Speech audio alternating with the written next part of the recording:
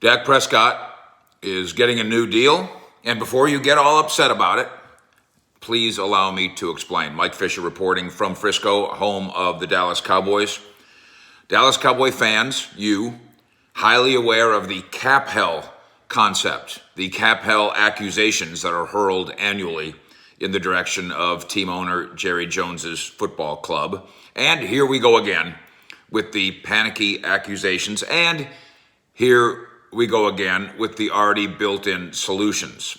Quarterback Dak Prescott has his new, as of last spring, $160 million deal. You'll recall that. Kind of a big story at the time, and it'll continue to be a big story over the course of his career, especially if this team doesn't win a Super Bowl. $40 million a year isn't too much if the Cowboys win a Super Bowl with Dak Prescott, but if they never win one, $1 would have been too much. $1 would have been the wrong investment. The Cowboys are convinced they have the right investment here, obviously, even though last year didn't end the way they wanted it to end. Quarterback Prescott's $160 million deal is part of a problem as presently constructed. That's not up for argument. That's true. It's a problem for 2022. But team sources inside the Star tell Fish Report and Cowboys SI that part of the construction of the deal, when initially executed, will give Dallas about $16 million in 2022 cap relief. This is a common bit of craftsmanship as performed by COO Stephen Jones's big calculator guys, big calculator people inside the Star. This is the big calculator and the sharp pencil, and believe me, they know what they're doing. There will not be proof that they know what they're doing unless they ever win a Super Bowl. But in terms of the finances of it, the math, the bookkeeping, they absolutely know what they're doing. And the flipping of the switch concept was actually kind of semi-invented by some of these people. They were among the first in the NFL to do it. It's a pre-designed switch that can be flipped, like a light switch. Can be flipped, will be flipped. It requires no renegotiation with Dak Prescott. So it's a restructure, but not a renegotiation. It requires no sacrifice from Dak Prescott. This is a great myth in the NFL when somebody says, oh, they renegotiated his contract and now he's getting $15 million less than he was going to get otherwise. Boy, that sure is nice of him so they can buy some teammates. Not how it works at all. They're simply taking $16 million out of his left pocket and putting into his right pocket. They're converting the money, and I'll show you how here in a minute. It does not require approval from Dak, does not require negotiation with Dak. He doesn't have to sign anything, and it's no sacrifice because it's already approved. It's already agreed to. It was agreed to in March when they did the initial deal. In layman's terms, money that was going to be paid to Dak's left pocket will now be shoved into his right pocket. It's a bookkeeping trick. In fact, the guys that are in charge of this, that helped invent this and that oversee this, they don't even like when I call it a trick. They just view it as pretty standard operating procedure when you're trying to fit talent into the cap now. There are, in your toolbox for all these franchises, there are, 10 or 5 or 20 different ways to grab a tool and make the cap work. And this is one of them. And the Cowboys do this a lot. In the olden days, early in the, I guess it would be the 2010s, the technique was to kick the can. And that one turned out to be not as good as this one. Kick the can means we're just going to keep moving guys' money out. We'll worry about it later. And of course, eventually you had to pay the piper. What they've done here is different. Remember how Dak's contract, we talked about how it's really 4 years, but it's written as 6 years. The reason it's written as 6 years is because there's an empty year at the end. There's a voidable year. In fact, there's 2 of them. But in the final year, there's no money, there's no penalty, there's nothing. It just sits there to help basically create the mathematical illusion that we're spreading money out and to create a pocket where we could put money later. That's the pocket.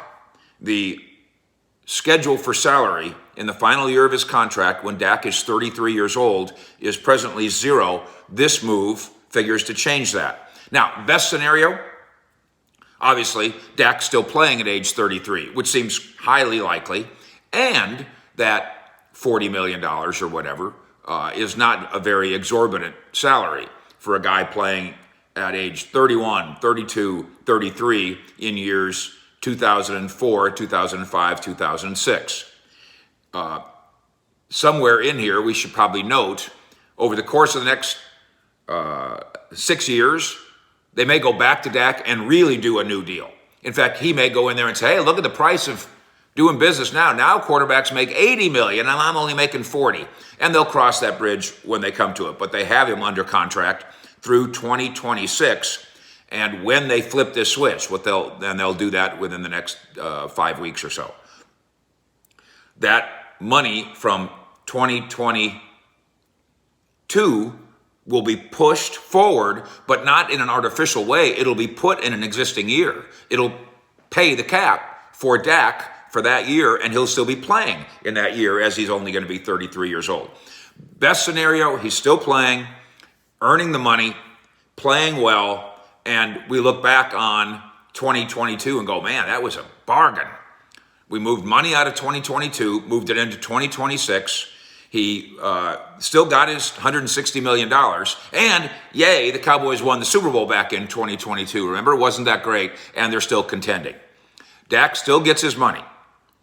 Dallas, meanwhile, of course, still believes that Dak is the right guy. Jerry Jones, Cowboys owner, said it this week on 105.3 The Fan when he was going through the mostly coaching questions, Sean Payton and Dan Quinn and Kellen Moore and Mike McCarthy. And he said, Dak has played at a level that can take teams to Super Bowls and win Super Bowls. We could debate this. He's probably at the top of the list of the reasons for Jerry's Cowboys optimism. I don't think we could debate that much. I think when you're looking at Cowboys optimism going forward, you're looking at guys that you think are still young enough to be big winners. So Micah Parsons is on that list. Trevon Diggs is on that list. CeeDee Lamb's on that list. And you can see why, because this is a quarterback sport, you can see why Jerry believes that not only is Dak Prescott on that list, which he is and should be at age 27, but that he tops the list. Dak has played at a level that can take teams to Super Bowls and win Super Bowls. And I think if we're really going to parse Jerry's comments there and be fair, we would have to say that, yes, there have been times when Dak has played at that level. That's fair. He's been an MVP candidate over a course of a long period in at least 2 of his seasons, maybe 3 of his seasons. So in 3 of his 6 seasons, he has had stints where he played at that level. Rookie year, the year the Dez caught it. I take that back. Not the Dez caught it. That was Romo. Now I'm getting confused. Dak's rookie year, he played at a level where he was Super Bowl caliber. Agreed?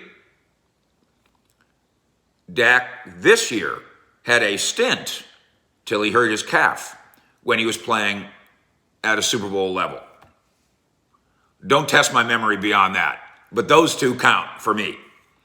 Obviously, to play at a Super Bowl level and to win Super Bowls and take teams to Super Bowls, until you actually do it, it's all conjecture.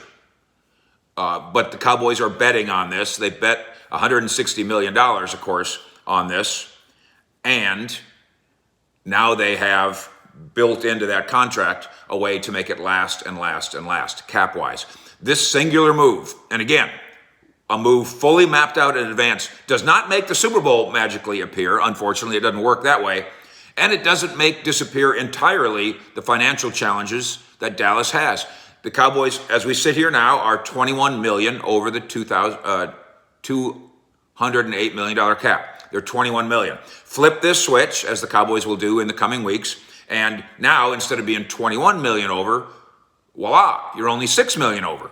Now, then we're going to go into, okay, but we only have 43 guys signed. We're going to go into, that doesn't count the money that we've got to use on draft picks. So there's more moves to come, and you're still $6 million over. They've got hard decisions to make on Amari Cooper, as we've talked about here. They can make a big decision on Tank Lawrence, as we've talked about here.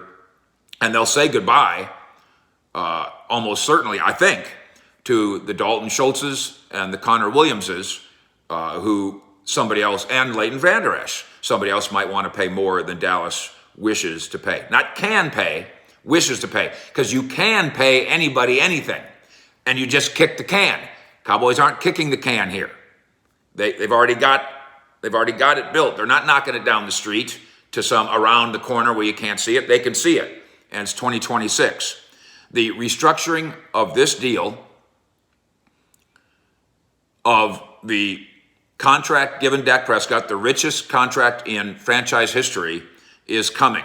And because of the clever construction of Dallas's deal with Dak, it lessens the concerns about cap hell really coming at all. If you like the information that you get here in the Fish Report, you find it to be exclusive, informative, and entertaining, would you please not only hit the like button, but even more important than that, would you be so kind as to subscribe to what we do? We're going to hit 50,000 Cowboys Nation members here in the coming weeks, probably coinciding with the beginning of the NFL business year at the start of March, probably coinciding with the time when the Cowboys flipped the switch on Dak Prescott. And at that time, we are giving away incredible prizes to you simply for being here. One of those prizes is going to be the Troy Aikman gift box. That's right, you get it. One of those prizes is going to be a DeMarcus Ware jersey. Yes, one of those prizes, I'm working on it, an Emmitt Smith autographed jersey. Yes. And one of these prizes, I'm working on it, is a Bob Lilly autographed Cowboy jersey. This is literally thousands of dollars worth of prizes that I'm giving to you. And all you have to do is subscribe. For now, Fish.